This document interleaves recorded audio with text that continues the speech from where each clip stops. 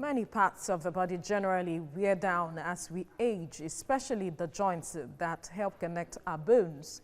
When these joints become inflamed or damaged over time, arthritis can develop. It is a progressive condition that tends to get worse over time. There are more than 100 types of arthritis, and most forms are generally considered chronic in nature.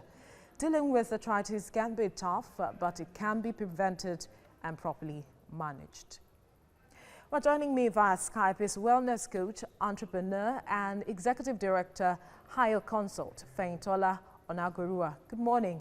Thank you for joining us on TVC Breakfast. Thank you for having me this morning.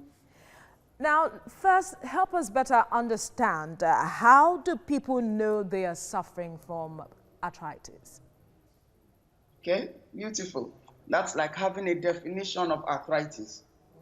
Arthritis occurs as a pain or inflammation and a wearing away of the joints. It's usually better done through proper diagnosis in the hospital. So usually when people begin to have pains at the joints, sometimes at the back, the lower back especially, they go to the hospital to complain about the pains. The pains are so bad that it causes sleeplessness, and so sometimes it hinders movement. People cannot move. So they have to go to the hospital and then get proper diagnosis. Like you mentioned earlier, there are many types, but especially two are most common. That is the osteoarthritis and then the rheumatoid arthritis. So that's the clear definition: inflammation and pain at the joints. So help us better understand the two types you just mentioned, perhaps just by way of educating our viewers. Okay. The osteo is when you have the cartilage that covers the bones. Now, at every joint, there's what we call the joint health. You have two bones or more coming together at a joint. Now, the way God has created us, the two bones are held together by what we call a ligament. In Yoruba, they call it ishon. You eat it, you tear it off, joining the two bones. As we grow, as we age, the ligament weakens. Then there's a cartilage that Yoruba is called kerekere, the whitish part that covers the two bones. It's like a shock absorber, so it prevents friction at the joints. So when somebody has an osteoarthritis, it's the wearing away of this cartilage, meaning that the two bones are practically touching each other and there's no shock absorber again. So that's osteoarthritis, usually happening more at the knee, because the knee is the joint that is carrying the weight of the body. So when the weight is more, then there is pressure on the knee. Then we have the rheumatoid arthritis, which is a bit different. The rheumatoid extends to the whole body. It inflames the cartilage itself and the synovial membrane, where the bones join. The synovial membrane covers the joints. It has what we call the synovial fluid. With age, the synovial fluid dries up, and that also is supposed to lubricate. Inside the synovial fluid, you have the glucosamine sulfate and the chondroitin sulfate. These two elements help to relieve pain and to normalize what we call the joint health. So osteo is different from rheumatoid, but with proper diagnosis in the hospital, we always know the difference between the two. So from what you have mentioned now, it means that managing both of this vary. It's about the same, but the best thing is to have the proper diagnosis from the beginning. I always like to talk about prevention, because every ailment in the body can be prevented. The body is made to heal itself. Honestly, we're not supposed to be sick if we are conscious of what to do to maintain good health. For instance, joint health becomes problematic, especially for women. You find out that more women have arthritis. For every data, that's what you find. More women have arthritis because, one, during childbirth, the children takes our calcium. Everybody has calcium in the body. The children takes our calcium and during childbirth, and as we grow, the brain needs calcium, but the body does not replace calcium. We don't produce it naturally by ourselves. So once a woman crosses 40, going into menopause, there is a need for us to begin to take in calcium from outside, because when the brain takes the calcium from the bone marrows, the bone becomes brittle and softer. So you have more women. And then with middle age, we add flesh, we get fatter. And because of the lifestyle that we live, a lot of times we eat so much meat, especially cow meat and goat meat. And the body retains cholesterol from this broken down food, which we deposit in the blood vessels and in the joints. So the additional deposition of cholesterol in the joints will add to the occurrence of arthritis in whichever form. And as we age, the cartilage wears off, causing friction. The synovial fluid dries up, and that means the lubrication is reduced. The synovial membrane wears out, the ligament wears out. So the two bones begins to hit each other each time we move. And then with the weight of the body resting on the knee, then there is trouble. Is there a possibility that arthritis could be hereditary? Arthritis should not be hereditary if weight is managed. The challenge is weight. Obesity, we can say, can be hereditary. We carry the genes. But it can be managed or prevented if we are conscious. If I know that my mom was fat and I have the tendency, for instance, when I was in school, I noticed that after exams, I might have lost some weight. But give me 1 week. All I need to do is fry plantain dodo and eat fried egg every afternoon for 1 week, and I will be serving siesta, and I will recoup the weight. So everybody knows what to do to lose weight, what to do to manage the weight. It's about being conscious and being disciplined to do that. So it's possible. We can prevent arthritis by managing our weight and ensuring that our joint health is intact.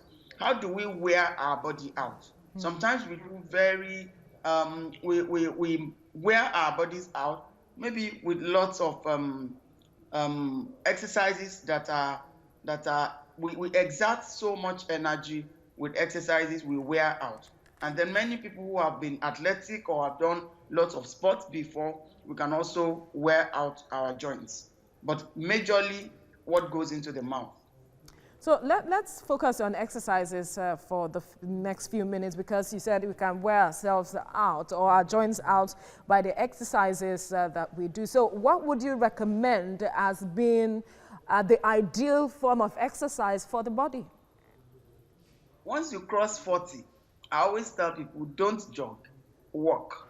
Brisk walk is very good. If you do brisk walk now, when you exercise, 3 major things happen to the body. 1, you increase blood circulation all over the body and particularly to the brain. The brain needs oxygen for proper functionality, and it's the blood that carries oxygen. So when you exercise, you're increasing blood circulation, and by that you avoid depression when you exercise. And 2, you sweat, thus eliminating waste through the skin. The skin is the largest organ of excretion. So when you exercise, if you test your sweat, you see that it's salty. That tells you that you're losing toxins from the body. And thirdly, you enhance joint motility. Each time you exercise, swimming is very good because it helps you to exercise every part of the body. So when you exercise, you're good. You're very good. You ensure you prevent arthritis when you exercise. All your joints are flexible. So exercise is very good. Averagely 3 times a week. Some of us can do every day, but 30 minutes at a go. Brisk walk is good enough. So you can do stretches and maybe some deep breathing exercises, but nothing too torturous that your body cannot take, especially once you're over 40. All right, Feintola Onagurua, thank you so much for speaking with us. All right, it is often said that you are a product of what you eat, especially when it comes to health. Talk to us the role diet plays in trying to manage arthritis. Thank you very much. 70% of the causes of the ailments we go through is actually what we eat. Yorubas will say, "Atenujem payan." It is what we take in that damages, that gives us the results that we get eventually. So in preventing and managing every ailment, diet plays a very, very important role, very, very important role. We start from when we're young. What are we eating? There's basically three things I like for us to remove from our diet. And what I'm going to be what I'm talking to us about now are things that I've been practicing for about 20 years. And honestly, it has served me well. The decision to go this route has served me well. The first thing will be the white flour. The second will be the red meat, particularly cow and goat meat. And the third will be cassava and then imported rice. White flour includes bread, donuts, and all those things. The meat takes a whole week for us to digest in our system, so we tend to assimilate lots of cholesterol from that, which we store at the joints, damaging the normal joint health and obstructing the free flow and lubrication at the joint. And then the imported rice that we call the aroso rice. Honestly, it is parboiled. Parboiled means partly boiled. During the boiling system in which they're trying to preserve for the longer journey for exportation, they waste averagely 50% of the nutrients. So by the time we're eating the rice, the body is not getting what it needs. The body is created when it has necessary nutrients to heal itself and prevent all these damage processes. So food becomes very important. Also the timing that we eat. Every day.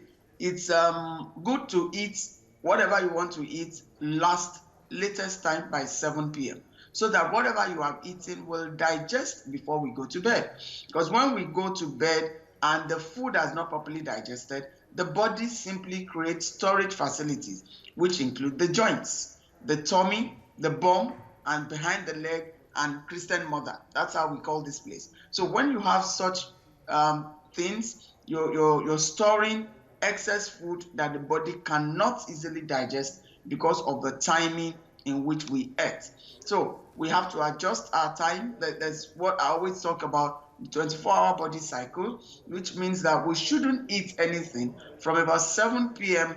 till the morning, till the following morning, so that the body can rejuvenate itself, repair, and then in the morning get rid of waste. All right, I have to interrupt your line of thoughts now. So all of this that you have mentioned, what would be the alternative for people who may find it difficult to let this go? Honestly, I start from the mind. There's nothing we cannot let go. All you need to tell yourself is, these things are not healthy for me. You want to have a vision of who you want to be at 60. At 60, you want to be an asset, not a liability. If you carry that vision, honestly, it's not difficult to let go. I've not eaten cow meat in over 18 years. I don't even cook it. So there's no big deal about it. All you need is you want to have a healthy body. If you want to have a healthy body, then you'll be ready to pay the price for good health, instead of getting hooked on drugs every day, which eventually has side effects that can also damage other organs in the body. So what can we take?